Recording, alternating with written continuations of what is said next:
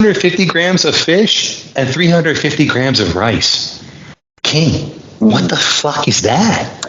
Well, I mean, they probably experimented, but I also heard from Dennis's own mouth that Ramy doesn't have an appetite. He doesn't eat that much.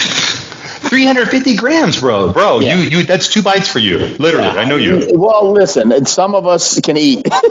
You know? So I've had this fucking issue and this problem my whole life, and I still have it. You know, so I still have to control myself. That's why, you know, it's not hard for me to get up to. I get this all the time. Even now, I get it. I get people fucking hammering me, the trolls on Instagram, when I put up a picture or I say how much I weigh.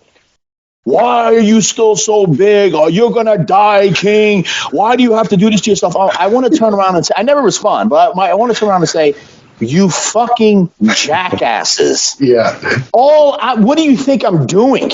I'm taking a little bit of test. I'm taking a little bit of R, and I'm taking a little bit of just the basics, and I'm eating 8 times a day. This is me. My body wants to go. If I want to get up to 300 pounds in the next 3 weeks, I can do it. But you know what? I'm like this.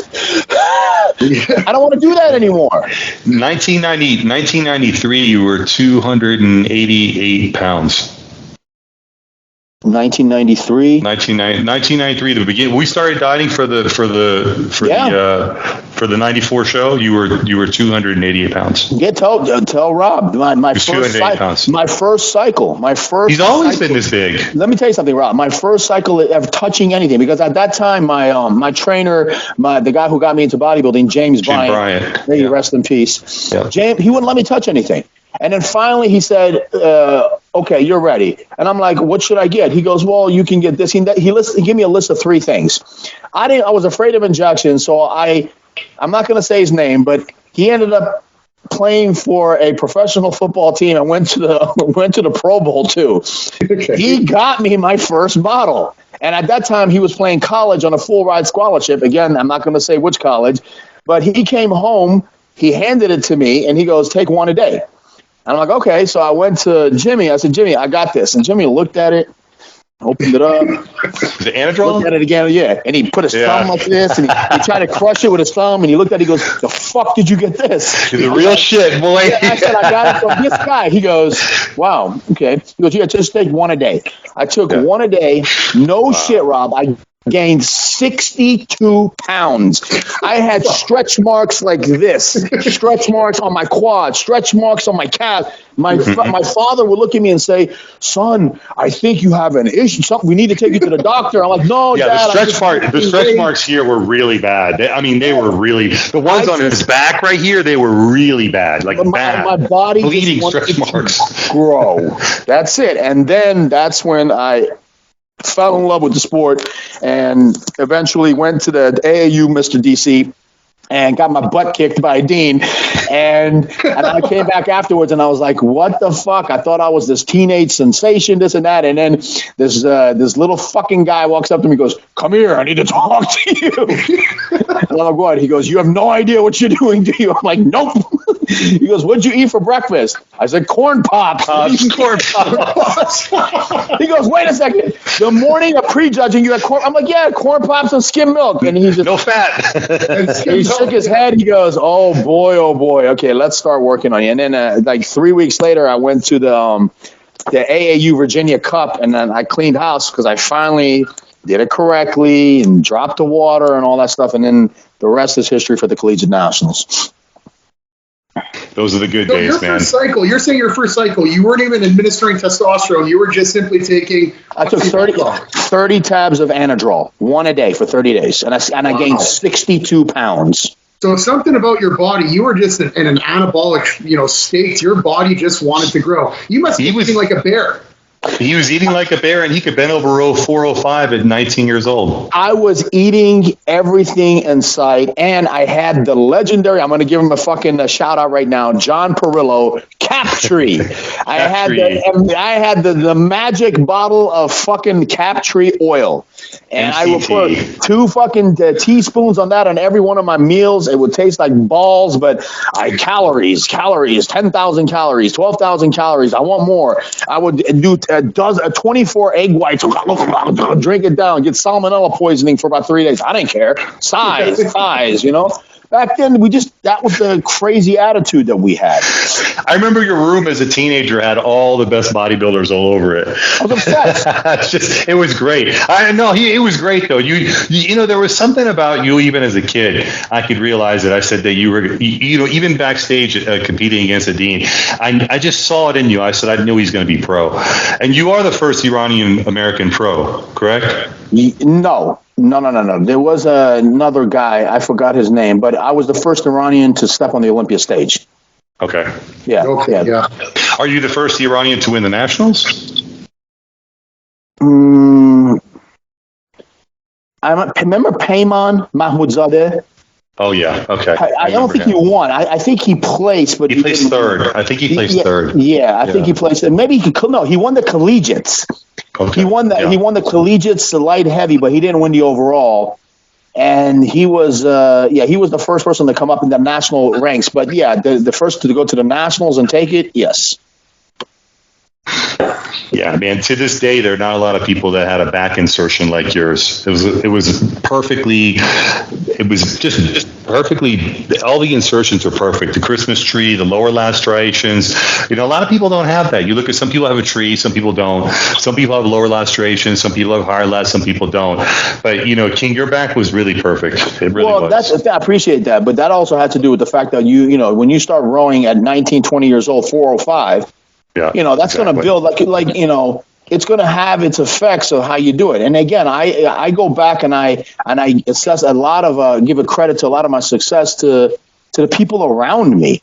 I mean, for fuck's sakes, when we walk to Olympus gym there's Don Long and Kevin Levrone working out. I mean, you look at them and to me they were gods, And I was like, holy shit. And it just made me train harder, For a little bit, we lost touch because these are the people that we knew and they're pro and we didn't see it. Now, then when you saw Dorian, he's the only one that beat these guys.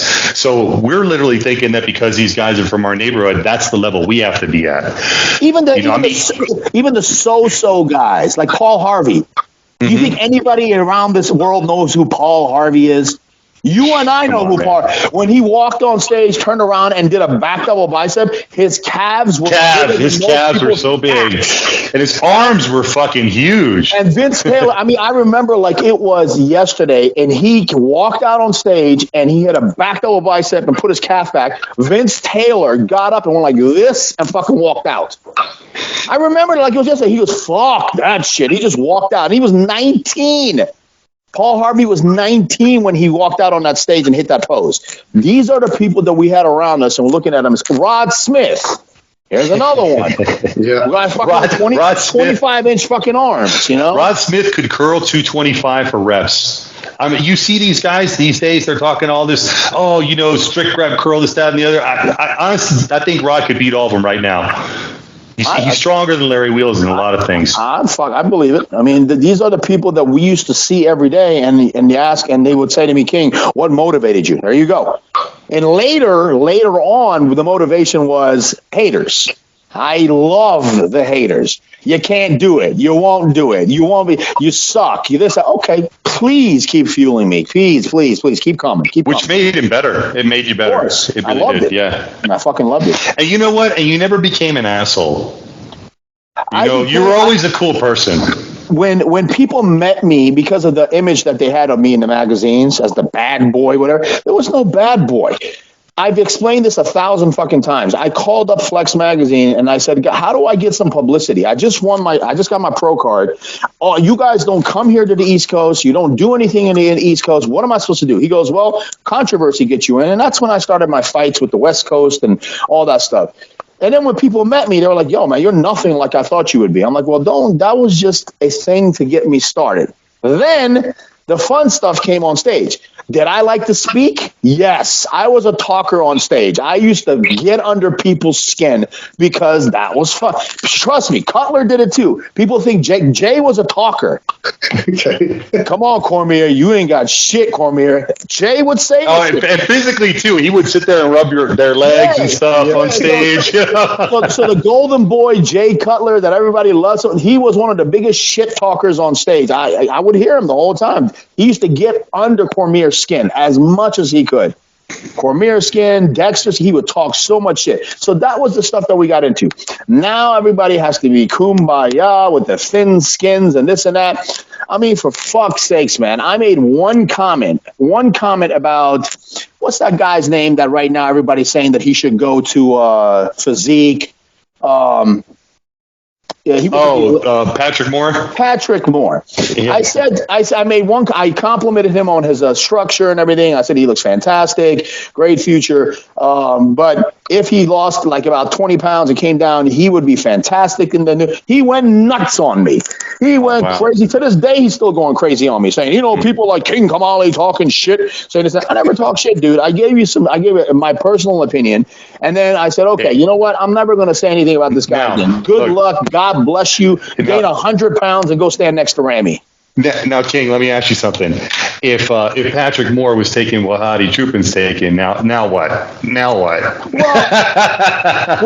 But listen, it all depends, because you and I both know. I know people, and so do you, and probably so does Rob, who take a shitload of stuff and they don't gain a pound of fucking muscle. You got to train hard. Yeah, you got to train real hard. I have a friend of mine right now who I just spoke to 2 days ago, who's a multi-millionaire down in Florida. I'm not going to say which part of Florida. He's in Florida. He takes a shitload of stuff, and he's still 180 pounds. And he always says the same thing. It's fake. It's fake. It's not good. I'm like, bro, I could take that bottle and give it to some fucking kid here, and he would gain 50 pounds. It's just, and then he goes nuts on me, and then I'm like, okay, explain to me how much food you ate today. I ate breakfast. He doesn't eat. Yeah. And then when you try to tell him it's food, they think that you're just trying to blow smoke up their ass. Well, you know what, Kamali? Ameen and I, we've talked about this on the show a couple times. These young guys, these people that are up and coming nowadays, the focus has shifted away from training, away from eating, and it's all gone towards gear. Now, I'm not saying this is the case with this individual, but I just want to bring this up. I'm sure you guys have noticed it on social media. Regan Grimes, okay? Did you see him at the Olympia? And then 2 weeks later, the transformation he made. Now, he was training with Milos. I don't know his protocol or whatever he was doing, but the training, it wasn't the gear or anything like that made his body change that much in 2 weeks. It was the training. Milos kicked his ass. I'm really excited to see Regan next year at the Olympia, how he's going to do, because you know what? He finally got his head out of the fucking sand and got himself a coach that knows what he's doing. And it shows. Look at the difference in 2 weeks. I'll say it. Milos' training with Reagan's good, but King, back to when we were back in the day, the way we were training, all of us, even me too. Okay, do you think that what he's doing is anything special? Well, no. I mean, I've trained with Milos before, the giant sets and all that stuff. Yeah. I know exactly how he trains. It's different. It's definitely different, and sometimes I incorporated that into my own workouts too. For example, a couple of days ago when I did legs, I didn't want to go heavy on the leg press, so what I did is I did the Milos thing. I put 3 plates on each side, and I put my foot together, and I come down with a 10 count, and come up and come down with a 10 count, then change my foot position. Lots and lots of reps with lighter weight. It's good once in a while, but heavy weights builds muscle. Exactly. If you want to be big, you got to fucking train heavy. There is, I don't care what, if you go and you fucking bring Einstein back and put him in front of me and to argue with me, or if you bring Jesus or Allah down to argue with me, I'm going to say the fucking same thing. You got to train heavy. Heavy weights makes you look the way you do. See, there's the reason why, because muscle is fiber, okay? It's like strings, okay? And it only when you put the heavy weight on it that the strings kind of like pop and they fray a little bit, And then that's when food repairs that, and then the strings become bigger and they become bigger. You can't get that just with weight, with high repetitions. And I mean, the heavier the weight, the deeper the tear, the deeper the striation. So you're not going to get deep striated muscle like Kai Green's outer sweep unless you lift heavy weight like he squats. So and let's kick the ballistics on the reality again on one more thing. Let's say something about our boy Hani, the Mr. Great Guru, this and that. I got no problems with Hani. I have no problems with Hani. That FST7, all that stuff, shut the fuck up. Hani knows it, you know it, everybody knows it. He trains his clients to train heavy all the way to the show. That's what all his athletes do. Heavy, and that's why they have that look, that 3D pop looking look, because of those heavyweights. The FST7, all that stuff, you know what we used to call it? We used to call it last set repping it out. Burning out of the drop set. Yeah, that's basically what FST7 means to me. Okay, you rep out the last one, okay, and then you wait a second, then you rep out. Ameen did this a long time ago. He invented this stuff. He didn't call it FST7. But if Hani was sitting here right now, I would make him confess it's heavy ass weights. And I guarantee you he would say the same thing. Train heavy all the way up to the show.